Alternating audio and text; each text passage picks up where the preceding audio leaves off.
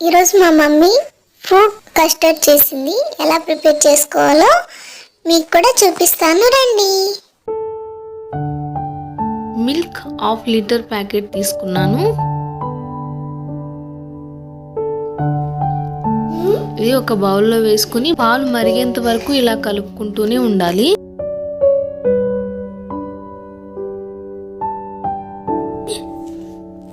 ఎందుకంటే మధ్య మధ్యలో కలపకపోతే తొరకలుగా తయారవుతుంది.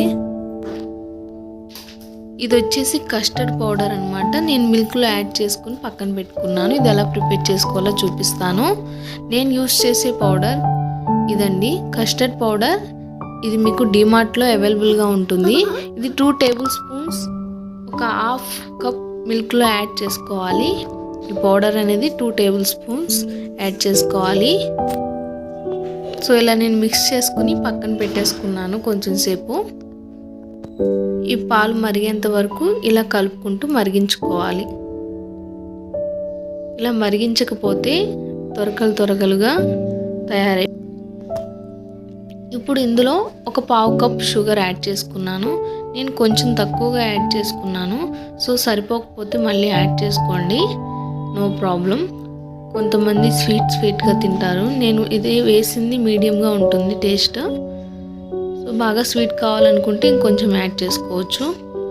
సో ఇప్పుడు పాలు మరిగిన తర్వాత కస్టర్డ్ పౌడర్ మనం కలిపి పక్కన పెట్టుకున్నాం కదా, అది యాడ్ చేసుకోవాలి. ఇప్పుడు కూడా ఇది కొంచెం సేపు కలుపుతూనే ఉండాలండి. కలపకపోతే ఉండలుగా కట్టేస్తుంది. సో మీరు కొంచెం మరిగేంత వరకు కలుపుకుంటూ ఉండండి, చిక్కబడుతుంది. ఇలా కొంచెం సేపు మరిగిన తర్వాత ఇందులోకి కొంచెం నేను పైనాపిల్ ఫ్రూట్ ఎసెన్స్ యాడ్ చేసుకున్నానండి. ఎందుకంటే నా దగ్గర కొన్ని ఫ్రూట్స్ ఉండవు కదా, సో దానికి ఫ్లేవర్గా ఉంటుందని పైనాపిల్ ఎసెన్స్ నా దగ్గర ఉంటే అది నేను యాడ్ చేసుకున్నాను. మీ దగ్గర ఏదైనా ఎసెన్స్ ఉంటే అది యాడ్ చేసుకోండి, ఫ్రూట్ ఎసెన్స్ ఓన్లీ. సో ఆ ఫ్లేవర్ కూడా ఉంటుందన్నమాట. ఆ ఫ్రూట్ లేకపోయినా ఆ ఫ్లేవర్ అనేది వస్తుంది. ఇప్పుడు ప్రిపేర్ చేసుకున్న ఈ మిశ్రమాన్ని ఒక 2 అవర్స్ పాటు ఫ్రిడ్జ్లో స్టోర్ చేసుకోవాలండి. తర్వాత ఏం చేయాలనేది నెక్స్ట్ ప్రాసెస్లో చూపిస్తాను, చూడండి. ఇప్పుడైతే ఫ్రిడ్జ్లో స్టోర్ చేశాను. సో స్టోర్ చేసి తీసిన తర్వాత ఎలా ఉందో మీరే చూసేయండి.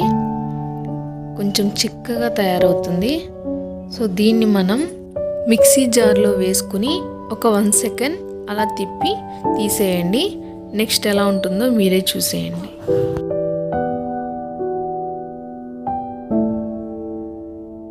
చూసారు కదా, మిక్సీ జార్లో వేసి తీసిన తర్వాత ఎలా ఉందో. సో ఇంతకుముందు మనకి చిక్కగా ఉండేది, ఇప్పుడు మిక్సీలో వేసిన తర్వాత కొంచెం పలచబడుతుంది. ఇప్పుడు మనం ఇందులో కొన్ని ఫ్రూట్స్ అనేవి యాడ్ చేసుకోవాలి. అది మన ఇష్టం అండి. మన దగ్గర ఎన్ని రకాల ఫ్రూట్స్ ఉంటే అవన్నీ యాడ్ చేసుకోవచ్చు. సో నా దగ్గర ఉన్న అవైలబుల్గా ఉన్నవి నేను యాడ్ చేసుకున్నాను. యాపిల్, దానిమ్మ, గ్రేప్స్, అలాగే బనానా.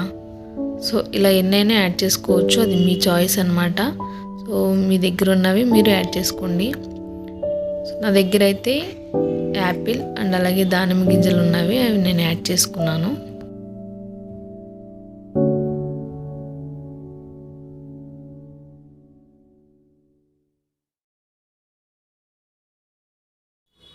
సో చూసారు కదా, నేనైతే ఫ్రూట్స్ యాడ్ చేసుకున్నాను. ఇప్పుడు దీన్ని ఇంకొక 1 అవర్ పాటు ఫ్రిడ్జ్లో స్టోర్ చేసుకుంటే ఆ ఫ్రూట్స్ ఫ్లేవర్ కూడా అందులో యాడ్ అవుతుంది. నెక్స్ట్ మనం తినేసేయచ్చు. సో ఈజీగా సమ్మర్లో టేస్టీగా సింపుల్గా ప్రిపేర్ చేసుకునే రెసిపీ అండి. మీరు కూడా ఇంట్లో ట్రై చేయండి, మీ పిల్లలు కూడా ఇష్టంగా తింటారు. ఫ్రెండ్స్, ఇంకెందుకు ఆలస్యం, ఈ రెసిపీ మీ మమ్మీ చేత మీరు కూడా చేయించుకుని జల్దీగా లాగిన్ చేయండి. Thank you for watching. Bye friends.